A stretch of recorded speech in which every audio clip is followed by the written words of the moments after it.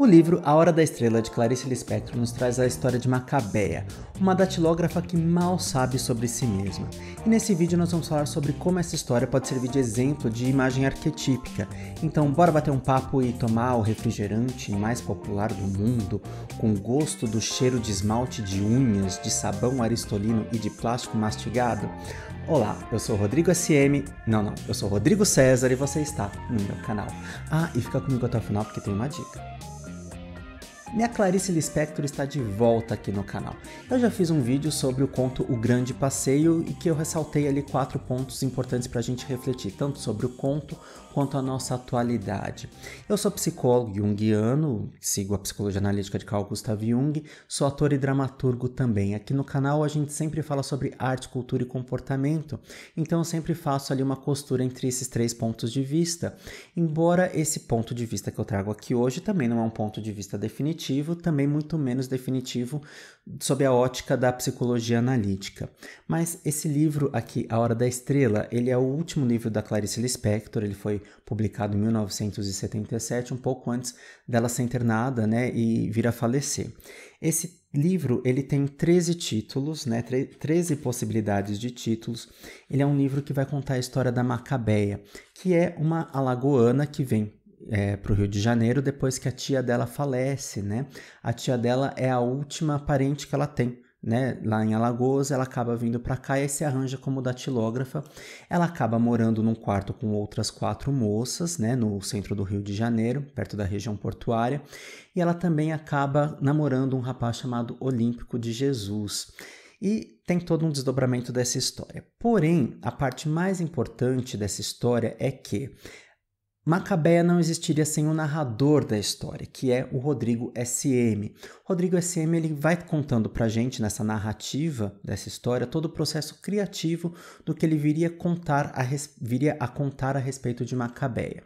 Então, um não existe sem o outro, porque a história da Macabeia, dessa moça que ele vê na rua, ela é totalmente criada por ele a partir daquilo que ele imagina que seja a vida de Macabeia. E a gente vai se deparando com alguns personagens no decorrer do livro, que tem o médico que dá o diagnóstico de tuberculose para Macabeia, Esse médico ele é muito insensível, muito centrado na própria questão do dinheiro ali que ele recebe pelo exercício do ofício dele. A gente vê também uma personagem importante que é a Glória, colega de trabalho da Macabeia, e também a cartomante. Então a gente vai percebendo ali alguns personagens. Mas antes da gente se aprofundar na história, eu quero ler um trecho do livro, porque a gente vai ter noção de quem é Rodrigo e quem é Macabeia.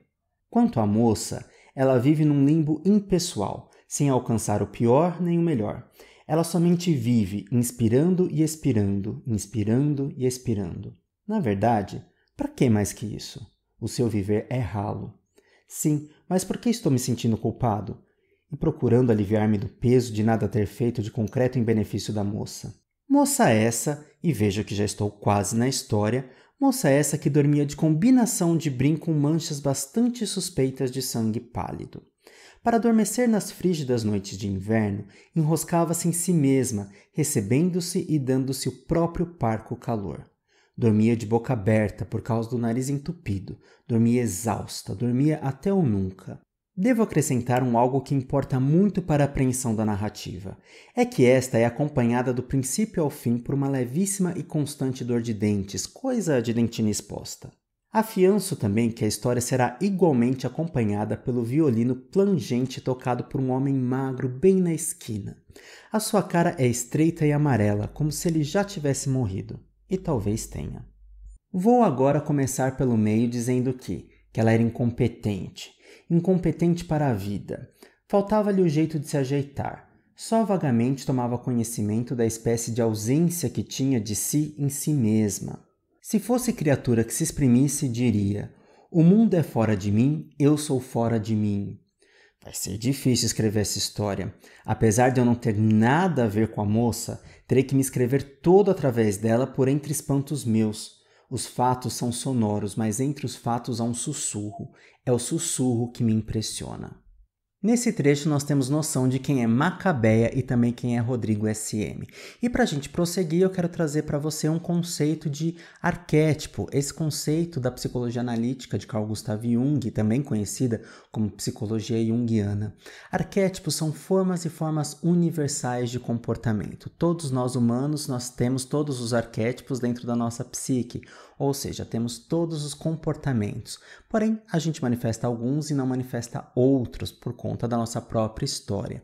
Só que como que a gente sabe dos arquétipos? Através das imagens arquetípicas que são expressas nos contos e mitos, né? A gente sabe sobre aquele comportamento através dessa narrativa desses contos e mitos. E sim, eu considero a história da Macabeia, né, da Hora da Estrela, como um mito. E assim eu creio que a Macabeia, ela traz pra gente a ideia desse arquétipo, né, a imagem arquetípica desse arquétipo do conformismo, do limbo pessoal, da não contestação, de não saber que é possível a gente ter uma vida melhor. Como a própria história nos conta, né, através do narrador, a Macabeia ela não ousou ter esperança, ela não sabia que podia ter esperança.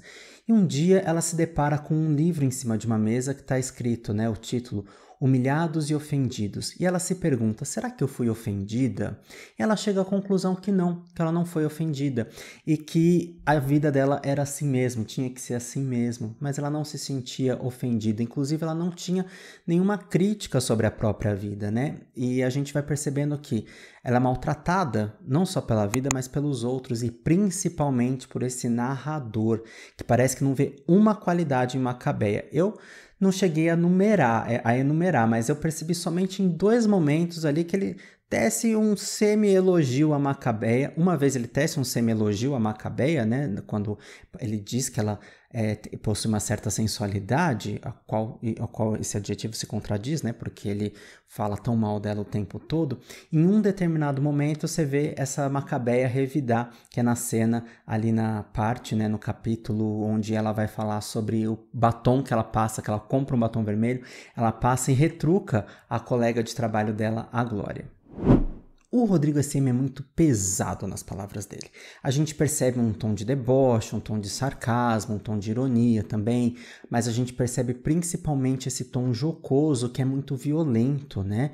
Porque Macabeia, ela não sabe que ela pode ter outras coisas. Ela foi ensinada e ela segue piamente o que ela foi ensinada, né? Aquilo que ela aprendeu. Ela não percebe que ela pode buscar algo maior e melhor para ela. Né? Quando ela compra um batom, é meio que sim, ela comprou o batom sem a necessidade de comprar um batom. Né? Então ela só fazia aquilo que era necessário ser feito, ela não tinha essa ambição, o que se contrapõe ao personagem que é o namorado dela, né? O Olímpico de Jesus, que tem uma ambição, tanto vocacionalmente, né? Quanto em buscar as coisas, ele até junta o salário dele para colocar um dente de ouro, né? Então a gente vai percebendo ali que as outras personagens elas têm suas ambições. Só que a gente olha para a vida da Macabeia e ela acaba sendo uma espécie de bode expiatório de todo mundo. Parece que ela é uma tela que recebe projeções sombrias de todo mundo. Seja quando esse namorado olímpico, ele meio que não tem um bom trato com ela ali, acaba sendo meio frio e também incompreensível com ela, né? Assim como também é Rodrigo SM, assim como outras pessoas também, o médico também, né? O médico, ela faz uma consulta médica e ele descobre que ela tem tuberculose e ela não entende o que é tuberculose. E ele, sendo um médico que atende uma população de baixa renda, ele olha para ela e fala assim, como ela é muito magra, né? Você precisa se alimentar melhor, né? Então ele desconhece que ela não tem condição para se alimentar melhor. A Macabeia, ela se alimenta basicamente de cachorro quente. Então, ela tem um sonho, inclusive, que é ser gorda, né? Porque ela ouviu, quando jovem, ela ouviu alguém falando da beleza da gordura da outra pessoa, né? E o Olímpico troca a Macabeia pela colega de trabalho de Macabeia, que é a Glória. E Glória, ela é gorda, né? Então, assim, ela acha que foi trocada por conta disso, por conta dessa questão da gordura. Então, quantas violências existem aí?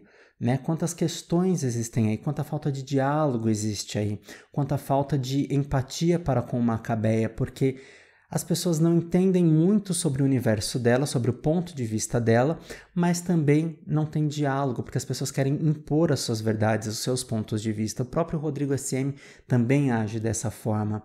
E Macabeia parece que está fadada ao que ele quer para ela.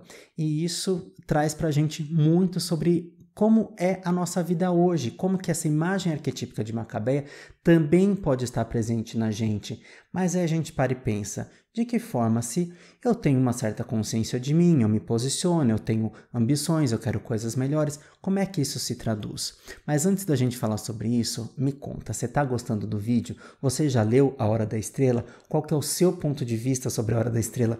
Comenta aqui na caixa de comentários. E aproveita para se inscrever aqui no canal, porque toda segunda-feira às 11 horas nós temos vídeos sobre arte, cultura e comportamento.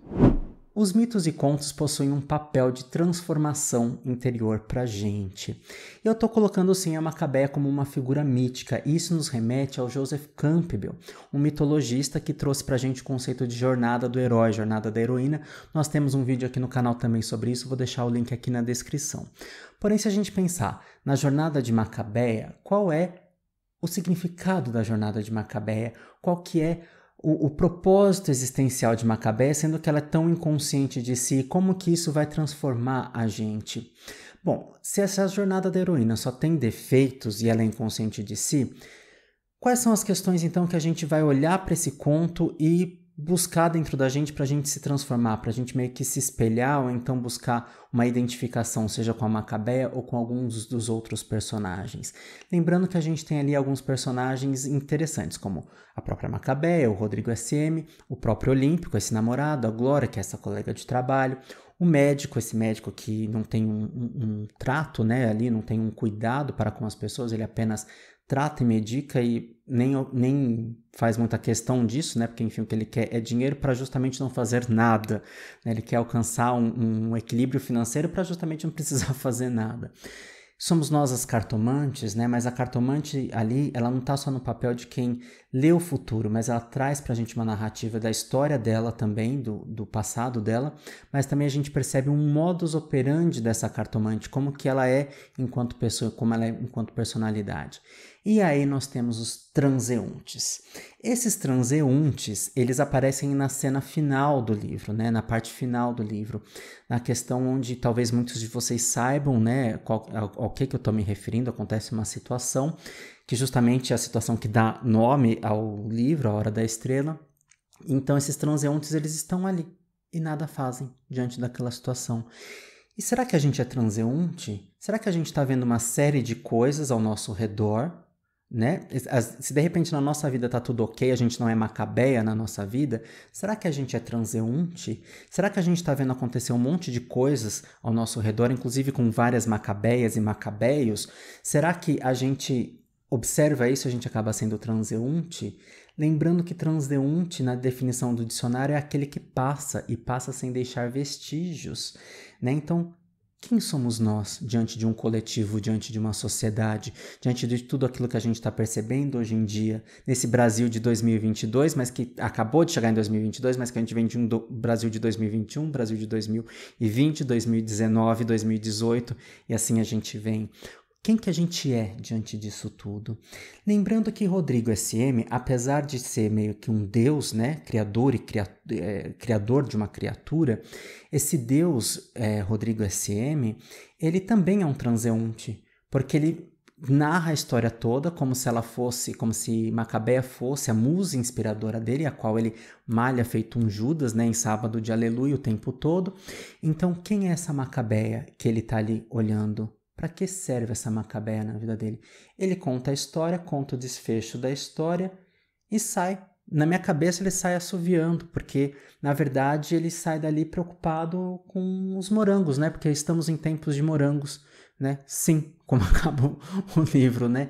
Então, como que a gente se coloca em xeque, né, em confronto, né, com cada uma dessas personagens, com cada um desses arquétipos, dessas imagens arquetípicas, porque embora a gente esteja falando da Macabeia, que é a nossa personagem principal, ela não existiria sem todos esses outros personagens, que também, do meu ponto de vista, não só o Rodrigo SM é um personagem principal, um antagonista, digamos assim, e ao mesmo tempo o narrador, todos esses outros personagens também são importantes para a narrativa, porque eles também são figuras arquetípicas, né? Imagens arquetípicas importantes. O que representa cada um desses personagens? Como que nós agimos de maneira semelhante a cada um desses personagens? E o que eu busco aqui trazer para essa conversa é justamente o papel do transeunte. A gente pode falar sobre machismo, tem até um momento ali onde a gente percebe ali uma questão de homofobia. A gente pode trazer todas essas questões para a nossa discussão, mas nada disso existe sem o principal, que é qual é o nosso papel. Nós estamos sendo agentes ativos ou transeuntes diante disso tudo que está acontecendo hoje ao nosso redor. E nós, como população, também não somos um pouco macabeia se a gente olha para o governo que está aí, para os governos que estão aí? Será que a gente sabe que a gente pode buscar coisas melhores para a gente? E mais, como é que a gente busca coisas melhores para a gente enquanto população? Porque a sombra coletiva, né, desse conformismo que nós vivemos hoje em dia é macabeia pura, porque o mundo está caindo na nossa cabeça aqui neste Brasilzão e nós estamos fazendo o quê? A gente, quando muito, está no Twitter, numa rede social, brigando, reclamando, mas o que a gente está fazendo para a transformação de um coletivo? Então, desse ponto de vista, sim, também estamos ali agindo tal qual Macabeia, sem saber que podemos ter algo melhor, esperando que alguém olhe para a gente, que um Rodrigo SM, que um narrador, a forma de um Deus, traga para a gente algo melhor, sendo que a gente tem que também fazer o esforço, né? Como diz, levanta-te e anda. Tá faltando a gente levantar e andar, mas a gente também precisa a gente precisa tocar que a gente também pode levantar e andar. E a gente está se tocando disso? Não, parece que a gente está muito mais preocupado em brigar, em ter pontos de vista que se sobressaem sobre o outro, seja qual for a posição política que a gente adote, mas a gente não está fazendo uma fricção de ideias para que a gente consiga juntos transformar. Parece que um quer engolir o outro, um está por cima do outro. E é isso que a gente acaba percebendo ali na narrativa de Macabeia. Por quê? Embora a gente fale que Macabeia está inconsciente de si, né, que ela representa essa inconsciência sobre si mesma, os outros personagens também são inconscientes sobre si mesmos, né? Rodrigo SM, ele pode ser mais articulado no falar. Macabeia mal sabe as palavras, ela tem até a 3ª série e ela é datilógrafa. Quando ela vai datilografar, ela copia letra por letra. A Macabeia, ela não tem acesso à informação, ela não sabe o que é cultura, né? Ela não sabe o que significa a palavra cultura. Ela ouve uma rádio chamada Rádio Relógio, onde tem o tic-tac que informa a hora certa, mas que também traz ali algumas pílulas de conhecimento para ela, e ela vai se nutrindo daquilo, porque talvez ela não saiba que ela possa estudar, que ela possa ler, não passou isso pela cabeça dela, né? E a gente vai fazer o quê? Vai brigar com a pessoa que não teve esse insight? Que tal a gente conversar? Que tal a gente estimular? Então, quem está mais consciente, que estimule quem está mais inconsciente. Só que essa consciência que é narrada, né, que é descrita sobre esses outros personagens, elas são uma consciência mais no campo do poder, onde uns se colocam como melhores do que onde esses personagens se colocam como melhores do que Macabeia, só que ao mesmo tempo eles são inconscientes de si. O próprio Olímpico, apesar de parecer mais articulado, mais consciente, mais ambicioso, ele também não tem muito conhecimento das coisas, né? Em alguns momentos a Macabeia faz uma pergunta para ele e ele responde assim: eu sei, mas não quero dizer. Ou seja, fica evidente que ele não sabe. E como que isso é tão presente hoje em dia, né? Como que isso tá no nosso dia a dia. E aí se inventam notícias, se inventam coisas falsas, informações falsas, para quê? Para um dominar o outro, para uns dominarem outros. E a gente está fazendo parte desse ciclo. E às vezes a gente está tão inflamado pelo ódio que a gente não percebe que a gente está reproduzindo e repassando essas informações todas. Então a gente também está falando da nossa inconsciência nesse sentido, onde a gente às vezes não é tão inconsciente quanto Macabeia, mas a gente é muito inconsciente tal qual os outros personagens. Só que a inconsciência tá aí. E o Jung tem um livro chamado Presente e Futuro, que eu já fiz review aqui no canal também, vou deixar o link na descrição. Esse livro ele vai falar sobre a época que o Jung estava vivendo, que é a década de 1960. E ele vai estar falando sobre ali o pós-Segunda Guerra. Só que esse pós-Segunda Guerra está muito semelhante com o que a gente tem hoje, ou seja, a gente percebe que não houve um amadurecimento, não houve uma evolução da sociedade. E aí a gente para e pensa assim, como que vai haver crescimento da sociedade e amadurecimento da sociedade se a sociedade é feita por nós? E aí qual que é o nosso amadurecimento, qual que é a nossa reflexão sobre o que está acontecendo?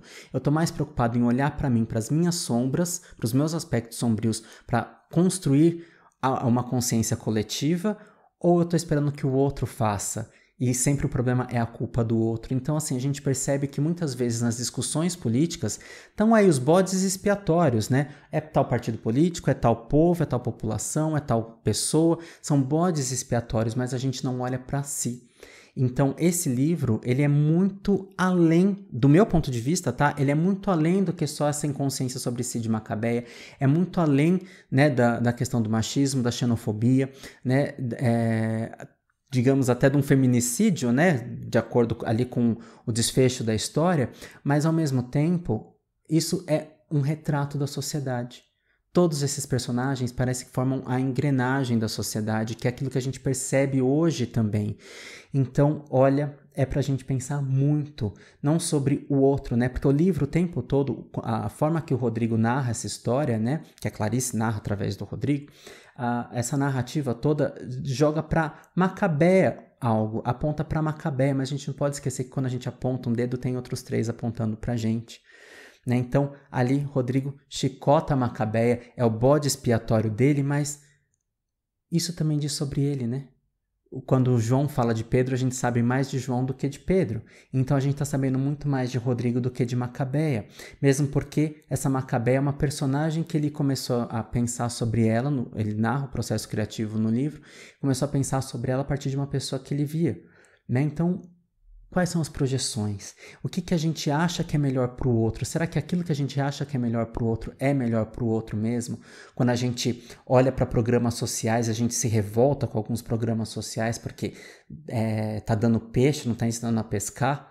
Né? Será que é bem assim que as coisas funcionam? Então, como é que a gente acha algumas coisas sem base em uma análise profunda?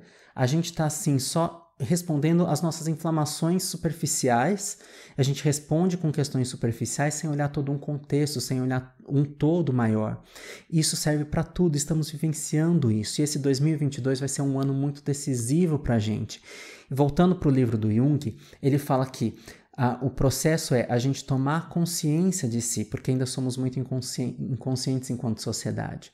E volto a dizer, a sombra coletiva é formada de várias sombras individuais. Então, quais são as nossas sombras? Sombras não são só aspectos negativos, sombras são aspectos inconscientes, que podem também ser potências que estão adormecidas.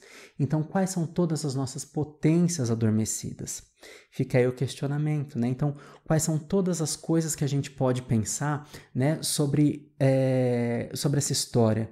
A gente sabe que uns estão se achando melhores do que outros, mas quando a gente olha com uma lupa, todos estão no mesmo grau de inconsciência, cada qual à sua moda, só que uns com mais poder do que outros. Então, antes de começar a gravar esse vídeo, eu achei a maior sincronicidade. Eu abri o Twitter e me deparei com um tweet do meu professor, Valdemar Magaldi, que ele me ensinou sobre, na pós-graduação de Psicologia Analítica, de Jung, né? Ele foi meu professor e ele trouxe um tweet e eu quero compartilhar com você esse tweet aqui agora. Pecado é estar inconsciente do que se faz ou deixa de fazer, agindo apenas como um autômato adestrado, mal-humorado, alienado ou egoísta, sem ter a dimensão das implicações e consequências deste fazer para o si mesmo e seu entorno socioambiental. Pois é, e que a gente possa trazer para a luz da consciência todos esses aspectos sombrios, não só os negativos, né, que são os nossos defeitos, que às vezes a gente nem sabe que tem e que a gente nem aprende a lidar com eles, mas principalmente os aspectos positivos sombrios, porque são inconscientes, a gente não tem consciência que eles existem, mas temos todos os comportamentos dentro de nós, temos todos os arquétipos, então é possível sim buscar lá no nosso inconsciente, né, formas e forças, né, para que a gente acabe exercitando e exercendo todas as nossas qualidades de transformação social sem ter destruição negativa, porque às vezes a gente precisa destruir para construir, mas muitas vezes a gente está percebendo que essa força dessa destruição ela não está somando, ela está só destruindo em nome de um poder que existe. E aí eu faço um convite, leituras ajudam muito a gente a refletir não só sobre o outro, como a gente faz sobre Macabea, né? Como o Rodrigo SM traz sempre sobre Macabea, porque ele está apontando no outro, algo que provavelmente está muito forte dentro dele também, mas a leitura ela promove uma reflexão sobre o outro, sobre o nosso meio e principalmente sobre nós, e nós enquanto agentes de transformação. Esse é o convite que eu faço. Porém, eu quero deixar uma dica também.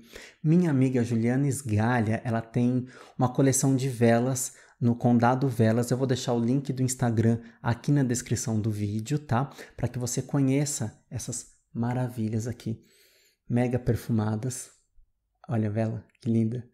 A gente traz um pouco de luz, né, literária para nossa vida, no nosso dia a dia. Essa aqui tem o rótulo Minha Biblioteca Particular e várias velas têm os rótulos de acordo com frases de livros. Então, para quem gosta de decoração, quem gosta de presentear, Condado Velas é uma excelente opção de uso e perfumação de ambientes e também de presentes.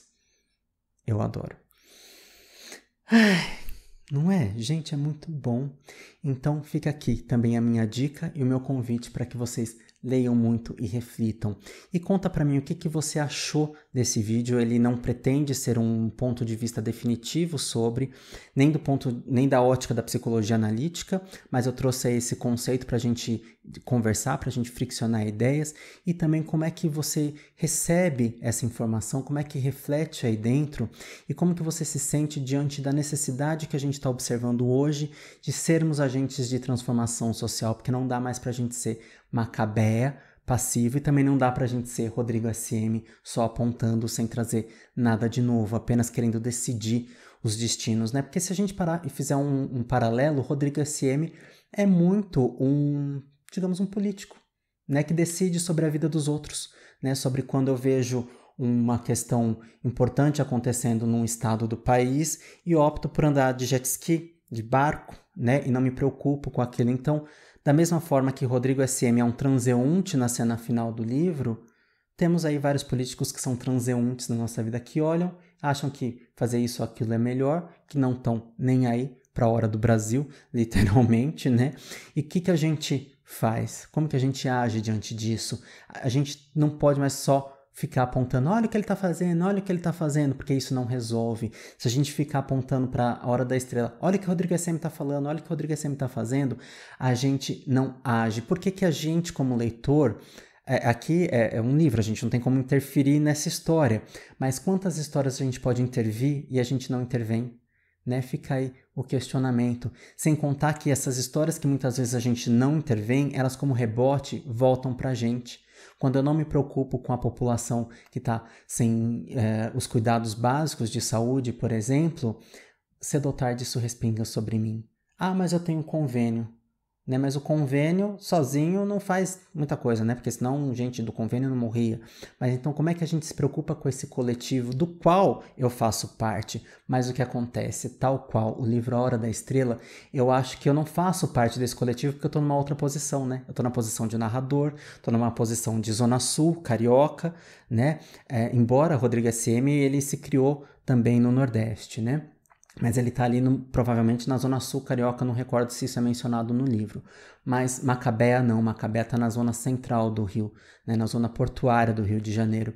Então, como que eu lido com isso, né? Se eu estou aqui numa posição de privilégio, qual que é a responsabilidade também que eu tenho diante de um coletivo quando eu estou numa situação de privilégio? E se eu não estou numa situação de privilégio, como é que eu busco os meus direitos? Como é que eu tomo consciência das coisas que estão acontecendo aí?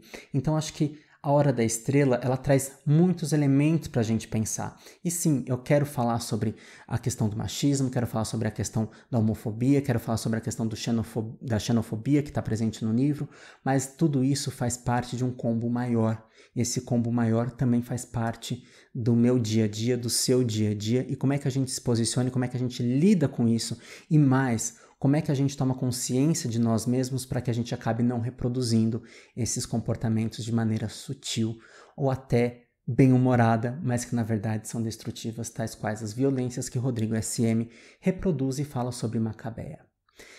Um grande abraço e até o próximo vídeo. Tchau!